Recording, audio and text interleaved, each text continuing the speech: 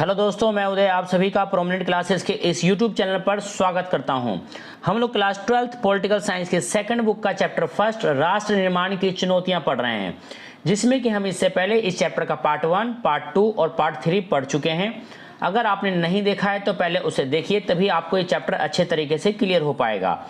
दोस्तों, आज हम लोग पढ़ने वाले हैं रजवाड़ों का विलय भारतीय संघ में क्यों किया गया, भारत के एकीकरण में सरदार वल्लभ भाई की भूमिका और तमाम उन बातों को पढ़ेंगे जो इस चैप्टर से जुड़े हुए हैं। टॉपिक शुरू करने से पहले अगर अभी तक आपने चैनल को सब्सक्राइब नहीं किया है तो चैनल को सब्सक्राइब कर लें, क्योंकि इस चैनल पर आपको पॉलिटिकल साइंस के हर टॉपिक को आसान भाषा में पढ़ाया जाएगा। चलिए अब हम अपने टॉपिक को शुरू करते हैं। सबसे पहले हम समझने की कोशिश करते हैं रजवाड़ों का विलय या एकीकरण। देखिए, स्वतंत्रता से पहले भारत पर अंग्रेजों का राज था, इसीलिए भारत को पहले ब्रिटिश इंडिया कहा जाता था। ब्रिटिश इंडिया के दो भाग थे। कितने? दो भाग थे दोस्तों। एक भाग जो था यानी एक हिस्सा जो था वो ब्रिटिश प्रभुत्व वाला प्रांत था। दूसरा हिस्सा जो था वो देसी रजवाड़े, ये देसी रियासतें वाला था। देसी रियासतों की जो कुल संख्या थी वो 565 थी, जो कि राजाओं के अधीन थी। आइए दोस्तों, इसको एक मैप के थ्रू समझने का प्रयास करते हैं। देखिए, इस मैप में आपको दो कलर ज़्यादा दिखाई दे रहे होंगे, एक येलो और एक ब्लू। तो दोस्तों, जो येलो वाला है ये ब्रिटिश प्रभुत्व वाले प्रांत हैं। ये वो प्रांत थे जहां ब्रिटिशों का शासन चलता था। ये आप समझ सकते हैं, ये वो प्रांत थे जहां पर ब्रिटिश का राज चलता था, ब्रिटिश जहां पर अपनी मनमर्जी चलाते थे। दूसरा दोस्तों, ये जो ब्लू वाला है ये देसी रजवाड़े, ये देसी रियासतों वाले क्षेत्र हैं। ये वो प्रांत थे जहां पर राजाओं का नियंत्रण था। देसी रियासतों की जो कुल संख्या थी दोस्तों वो 565 थी। इस तरीके से पूरे हिंदुस्तान में 565 देसी रियासतें फैले हुए थे। आज़ादी जब हमें मिली 15 अगस्त 1947 को, तो उस समय अंग्रेजों ने उसके तुरंत बाद ही क्या करा दोस्तों, ये घोषणा कर दी। क्या घोषणा कर दी कि जो हमारे नियंत्रण वाले क्षेत्र हैं यानी ब्रिटिश सरकार के अंतर्गत जो क्षेत्र आते हैं अब वो स्वतंत्र हैं। इसके साथ ही साथ वो क्षेत्र भी स्वतंत्र हैं जो रजवाड़ों के अंतर्गत आते हैं।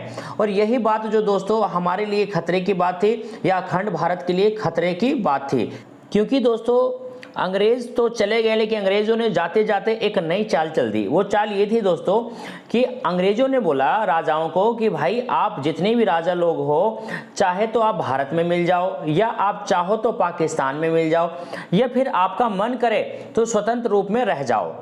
देखिए, भारत सरकार को इससे कोई दिक्कत नहीं थी कि राजा जितने भी थे, ये देसी रजवाड़े जितने भी थे वो पाकिस्तान में मिले या भारत में मिले, ठीक है। लेकिन हमें सबसे ज़्यादा जो समस्या थी वो इससे थी कि राजाओं ने उनको जो स्वतंत्र रहने का अधिकार दे दिया था, उससे ज़्यादा हमें प्रॉब्लम हो रही थी। देखिए, आपको ये जो ब्लू वाला हिस्सा दिख रहा है दोस्तों, ये जो नीला वाला हिस्सा दिख रहा है जहाँ नीले नीले रंग से किया गया है, ये वो क्षेत्र है जहाँ पर रजवाड़े रहा करते थे।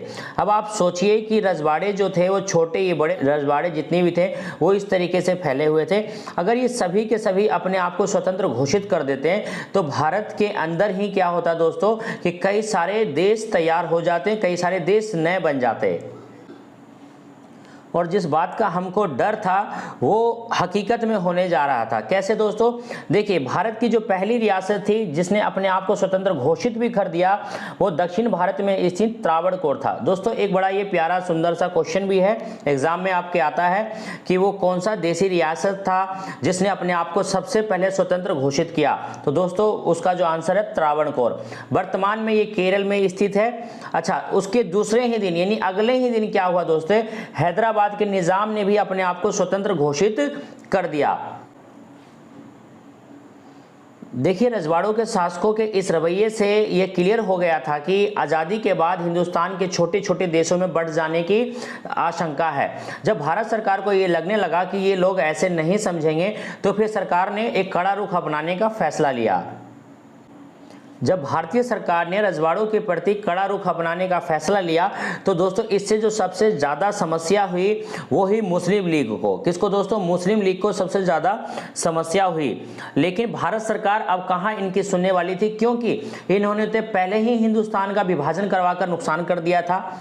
जबकि मुस्लिम लीग का कहना ये था कि रजवाड़े जितने भी हैं वो अपनी मर्जी का रास्ता चुने, भारत सरकार इन पर दबाव ना बनाए, क्योंकि इन्होंने तो अपनी कुछ और ही मंशा बना रखी थी कि जो मंशा थी वो ये थी कि कल को हम क्या करेंगे, इन लोगों को अपनी तरफ कर लेंगे।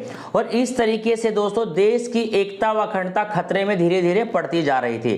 तो फिर देश की एकता और अखंडता को बनाए रखने की जो जिम्मेदारी दी गई वो सरदार वल्लभ भाई पटेल जी को दी गई। सरदार वल्लभ भाई पटेल जी को इस बात की जिम्मेदारी दी गई कि आपको एकता और अखंडता बनाए रखने की जिम्मेदारी दी जाती है। आपकी जिम्मेदारी है कि आप किसी भी तरीके से साम दाम दंड भेद किसी भी रणनीति को अपनाकर भारत की एकता और अखंडता को बचाइए। सरदार वल्लभ भाई पटेल ने संपूर्ण भारत को एकता के सूत्र में बांधा, इसलिए संपूर्ण भारत के एकीकरण करने का जो श्रेय जाता है वो सरदार वल्लभ भाई पटेल को जाता है। सरदार वल्लभ भाई पटेल जी को सभी रियासतों को भारत में मिलाने की जिम्मेदारी दी गई थी। और आज हमें शायद ये बात भले आसान लगे या आसान काम लगे, लेकिन ये अपने आप में एक जटिल कार्य था। इसमें बड़ी चतुराई और बुद्धिमत्ता की जरूरत थी, जो कि सरदार वल्लभ भाई पटेल ने बखूबी दिखलाया। देखिए, अब बात करते हैं सरकार का नज़रिया आखिर क्या था एकीकरण को लेकर। देखिए, अंग्रेजों ने तो राजाओं को बोल दिया था कि भारत के साथ जाओ या पाकिस्तान के साथ, या फिर आप अपने आप को स्वतंत्र रख सकते हैं। तो सरदार वल्लभ भाई पटेल जी ने देखा कि अधिकांश जितने भी रजवाड़े हैं वो भारतीय संघ में मिलना चाहते हैं, और ये हमारे लिए एक अच्छी बात थी, क्योंकि अधिकतर जो रजवाड़े थे वो भारतीय संघ के साथ जुड़ना चाहते थे। दूसरी बात, भारत सरकार का जो रुख था वो लचीला था। कहने का मतलब ये कि वल्लभ भाई पटेल जी किसी भी सूरत में सभी रजवाड़ों को भारतीय संघ में शामिल करना चाहते थे, ताकि भारत की एकता व अखंडता को आगे खतरा पैदा ना हो। इसीलिए कुछ जो राजा थे वो भारतीय संघ में मिलना चाहते थे, लेकिन उन्हें कुछ स्वतंत्रता भी चाहिए थी। तो सरदार वल्लभ भाई पटेल जी ने कुछ राजाओं को स्वायत्तता देने से भी पीछे नहीं हटे। उसका एक उदाहरण है दोस्तों जम्मू और कश्मीर, जो कि धारा 370 के तहत उसको कोई स्वायत्तता भी दी गई। तो इस तरीके से क्या था कि सभी रजवाड़ों को भारतीय संघ में मिलाने की कोशिश की गई सरदार वल्लभ भाई पटेल द्वारा। तीसरा, जिनकी सीमाएं आज़ाद भारत की नई सीमाओं से मिलती थी वो 15 अगस्त 1947 से पहले ही भारतीय संघ में शामिल हो गए थे। सभी राजा भारतीय संघ में शामिल होने के लिए तैयार भी हो गए थे, लेकिन सरदार वल्लभ भाई पटेल जी ने कहा कि आप लोगों को एक सहमति पत्र पर हस्ताक्षर करना होगा, क्योंकि दोस्तों बोलने से कुछ नहीं होता। ये जानते थे आगे किसी न किसी तरह का विवाद पैदा हो सकता है, इसलिए कानूनी तौर पर इन्होंने क्या किया कि सभी जितने भी राजा थे जो भारतीय संघ में शामिल होना चाहते थे उन्हें सभी को एक विलय पत्र पर हस्ताक्षर करवाए। 4 प्रांत ऐसे थे, हैदराबाद, मणिपुर, जूनागढ़ तथा जम्मू एंड कश्मीर को अगर हम छोड़ दें तो बाकी सभी ने विलय पत्र पर हस्ताक्षर कर दिए थे। और दोस्तों इस विलय पत्र का जो नाम था वो था इंस्ट्रूमेंट ऑफ एक्सेशन। इसी पर सभी राजाओं ने क्या करा था दोस्तों, अपने हस्ताक्षर किए थे। और इस पर हस्ताक्षर करने का अर्थ ये था कि आप भारतीय संघ का हिस्सा बन गए हैं, एक अभिन्न अंग बन गए हैं। उम्मीद करता हूं दोस्तों आपको ये वीडियो पसंद आई होगी। पसंद आए तो दोस्तों इसको लाइक करना, अपने दोस्तों में शेयर जरूर करना। Thank you for watching.